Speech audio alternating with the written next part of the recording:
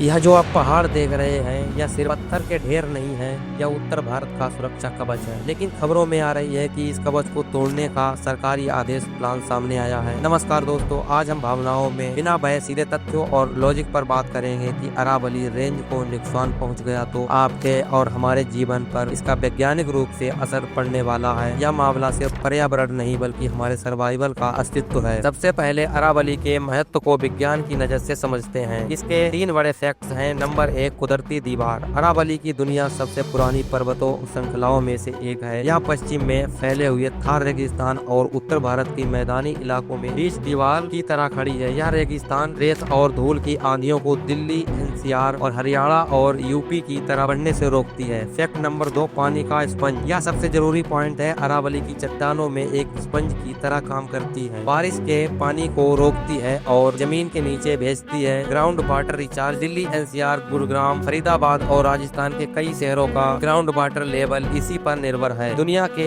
सबसे प्रदूषित इलाकों में एनसीआर के लिए अरावली फेफड़ों का काम करती है, जो कार्बन रोकती है और ताजी हवा देती है। अब सीधा लॉजिक लगाते हैं कि विकास के नाम पर इस इकोसिस्टम को तोड़ा गया तो इसका परिणाम क्या होगा। वैज्ञानिक की चेतावनी है कि अगर यह दीवार टूटी तो थार रेगिस्तान पूर्व की ओर बढ़ेगा और हमारी उपजाऊ जमीन बंजर होने की संभावना है और धूल भरी आंधियों की संख्या कई गुना बढ़ जाएगी, जैसे हमारा पिछले कुछ सालों में हम लोग देखते आए हैं। नंबर 2, भयानक जल संकट। हम पहले ही डार्क जोन में हैं और अरावली हटी तो पानी का रिचार्ज सिस्टम पूरी तरीके से फेल हो जाएगा और हमारे सूखे और हरे भरे शहर सूख जाएंगे। यह कोई डरावने वाली बात नहीं बल्कि एक जियोलॉजिकल फैक्ट है। तीसरा परिणाम है जहरीली हवा। पहाड़ तोड़ने से जो धूल उड़ेगी और पेड़ों की कमी से प्रदूषण बढ़ेगा, वह इलाकों को रहने लायक नहीं छोड़ेगा। दोस्तों, निष्कर्ष यह है कि लड़ाई कई सरकारों के खिलाफ नहीं बल्कि गलत नीतियों के खिलाफ है। विकास जरूरी है लेकिन हमारी बुनियादें जरूरी है, हवा और पानी की कीमत पर नहीं। यह जो आदेश या प्लान सामने आया है इसकी विरोध भावनात्मक के आधार पर नहीं बल्कि